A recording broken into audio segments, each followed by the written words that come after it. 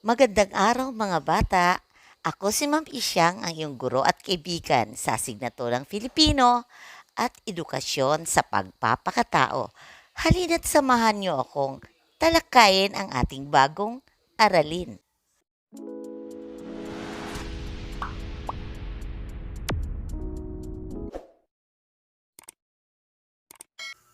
Ang ating aralin.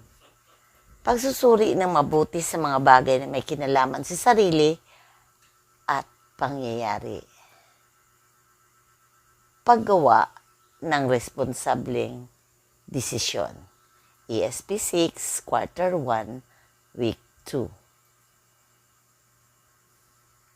Tunghayan natin ang isang maikling kwento na may pamagat na uliran. Sa isang malayong nayon sa Barangay Gipit, nakatira ang mag-inang Lagring at dalawa niyang anak. Si Martin isang mag-aaral na nasa ikalimang baitang. Bagaman siya ay ulila na sa ama, ang katangian niya bilang isang masigasig at mabait na mag-aaral, ito ang nagtutulak sa kanya upang lalo pang pag-ibayuhin ang pagsisikap na maabot ang pangarap na maging isang guro. Isang araw kinausap siya ng kanyang ina. Martin, anak, naisip ko namang ibang bansa. Po, nabiglang sagot ni Martin. Paano po kami ni Rimainay? Siya po ay nasa ika-4 na baitang pa lang. Kinakailangan po ba talagang lalayo at mangibang bansa pa kayo? Kailangan, anak. Tugon ng ina. Mahirap ang kalagayan natin sa ngayon.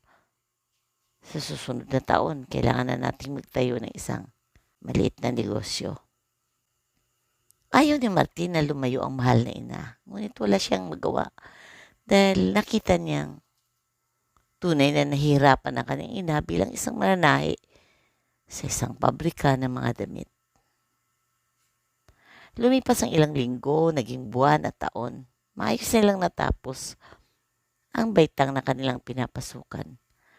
Dumating ang panibagong taon. Punong-puno ng pag-asa. Magkahalong saya at di may paliwanag na kagalakan dahil nalalapit na ang pag-uwi ng ina mula sa bansang Korea. Isang tanghali, pag-uwi nila galing sa eskwela, napansin nilang maraming tao ang malapit sa kanilang tarangkahan. Reba, bilisan mo! Tawag niya sa nakababatang kapatid ni babae. Parang nakalutang sa lupa ang kanyang mga paa sa naramdamang kaba. Narating nila ang tarangkahang bukas. Tahimik ang paligid. Umakyat siyang nauna sa kasama. Happy birthday, Martin! Inay! Napaiyak na niya po ang ina. Salamat po, inay. Sinagot ng Diyos ang panalangin kong ikaw ay aming makapiling sa aking karawan. Ganun ba, anak? Ang sagot ng napaluhang ina sa tinuran ng anak. Inay, inay! Salamat at nandito ka na. Sampit ni Rema. Masayang nagsalo-salo ang mag-ina. Kasama ang kanilang mapagmahal at marugang mga kapitbahay. Swerte sila Gring sa kanyang mga anak. Tingnan mo, natapos nila ang isang taong pag-aaral kahit walang ina. Sabi ni Emma, kaibigan ng kanilang ina. Masayang bawat isa, lalo na nang tawagin sila nila Gring upang iabot ang mga pasalubong na dala niya. Salamat na Gring, sabi nila. Walang anuman po, salamat din sa pagtingin niyo sa akin mga chikiting. Naku, Lagring, wala naman kami naging problema sa mga anak mo. Tunay silang masipag at mababait, lalo na si Martin. Mabait na, madiskarte pa. Malayo ang mararating ng iyong Martin, Lagring. Wala po akong ibang masabi sa inyo, kundi ang aking lubos na pagpapasalamat at lalong higit sa Diyos, laging magbibigay ng pagkakataon sa ating lahat upang pangarap ay matupad. Tama ka, Lagring. Kailangan nga nating magpasalamat lagi sa may kapal na siyang nagbibigay sa atin ng gabay at tibay ng loob upang makagawa ng responsableng desisyon. Wow, Bes! Ang galing mo na din magpayo. 2 taon lang tayong nagkalayo. Bilib din ako sa'yo. Sabi ni Lagring. Masayang nagtawanan ang magkaibigan. Paglipas ng ilang buwan, naging maganda na ang kabuhayan ng mag-ina. Nakabili na sila ng bukid at palayang sakahan. Mayroon na rin silang maliit na tindahan. Tinuring uliran na mag-ina sina Lagring. Halimbawa sa kapwa, di lamang sa salita, lalo't higit sa kanilang mga gawa. Basahin at sagutin ang mga sumusunod na tanong. Sino-sino ang mga pangunahing tauhan sa kwento? Saan naganap ang kwento? Ano ang pangalan ng kaibigan ni Lagring? Bakit sila tinawag na ulirang mag-ina? Ano ang nagtulak kay Lagring upang mag-ibang bansa?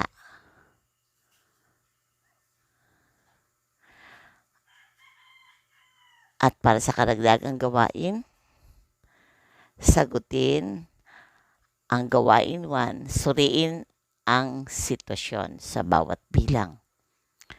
Isulat ang RD kung responsableng desisyon, MD kung maling desisyon, at may katumbas itong 2 puntos sa bawat bilang.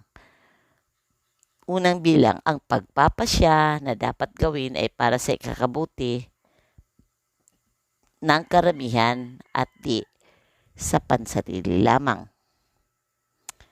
Pangalawang bilang, sa pagsasagawa ng mga pasya, maaari ding sumaguni sa mga kakilala o nasa otoridad. Pangatlong bilang, pinagsusuot ka ng face mask kapag lumabas na yung bahay. Subalit nakita mong marami ang di nagsusuot dahil wala naman daw positibo. Ginaya mo din. Pang-4 na sitwasyon, pinagmumulta ang sinumang mahuhuling lumalabag sa pinatutupad na secure rules. Tulad ng social distancing, mass gathering, at pagsusuot ng face mask. Pang-5 sitwasyon, nakaplano kayong pumunta sa Boracay para mamasyal. Ngunit sinabi ng nanay mo na hindi na matuloy ang inyong biyahe. Nagtampo ka sa iyong magulang. Pang-6 na sitwasyon, kahit may pandemya, tuloy pa rin ang eskwela. Mas gusto mo ang online learning pero dahil kapos sa budget, sa IDM o modular distance learning ka pinatala ng iyong mama. Masaya mo pa rin itong tinanggap. Sa gawain 2 naman,